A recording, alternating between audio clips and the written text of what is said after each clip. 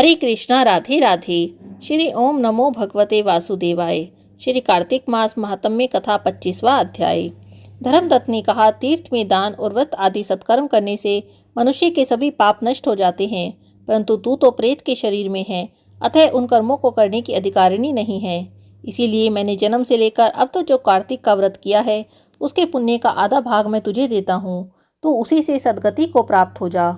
इस तरह से कहकर धर्मदत्त ने द्वादशाक्षर मंत्र का श्रवण करते हुए तुलसी मिश्रित जल से जो ही उसका अभिषेक किया, तो ही वह प्रेत योनि से मुक्त होकर प्रज्वलित अग्निशिखा के समान तेजस्विनी और दिव्य रूप धारिणी देवी हो गई और सौंदर्य में लक्ष्मी जी की समानता करने लगी। तदंतर उसने भूमि पर दंड की भांति गिरकर ब्राह्मण देवता को प्रणाम किया और हर्षित होकर गदगद वाणी में कहने लगी, हे द्विजश्रेष्ठ, आपके प्रसाद से आज मैं इस नरक से छुटकारा पा गई। मैं तो पाप के समुद्र में डूब रही थी और आप मेरे लिए नौका के समान हो गए। वह इस प्रकार ब्राह्मण से कह ही रही थी कि आकाश से एक दिव्य विमान उतरता दिखाई दिया। वह अत्यंत प्रकाशमान एवं विष्णु रूपधारी पार्षदों से युक्त था।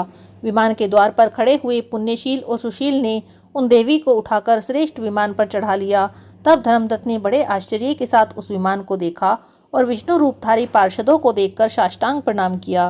पुण्यशील और सुशील ने प्रणाम करने वाले ब्राह्मण को उठाया और उसकी सराहना करते हुए कहा, हे द्विजश्रेष्ठ, तुम्हें साधुवाद है, क्योंकि तुम सदैव भगवान विष्णु के भजन में तत्पर रहते हो, दीनों पर दया करते हो, सर्वज्ञ हो और भगवान विष्णु के व्रत का पालन करते हो।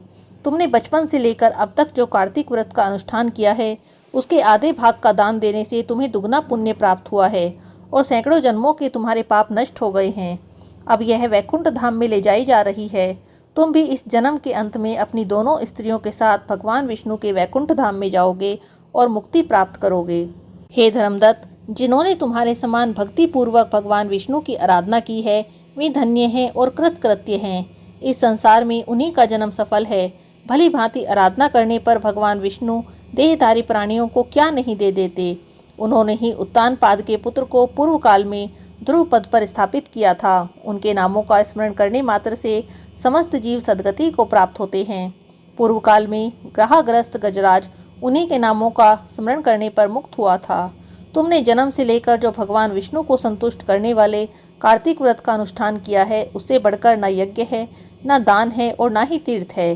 हे विप्रवर, तुम धन्य हो, क्योंकि तुमने जगत गुरु भगवान विष्णु को प्रसन्न करने वाला कार्तिक व्रत किया है, जिसके आधे भाग के फल को पाकर यह स्त्री हमारे साथ भगवान के लोक में जा रही है। श्री कार्तिक मास महात्म्य कथा 25वां अध्याय समाप्त। हरे कृष्णा, राधे राधे।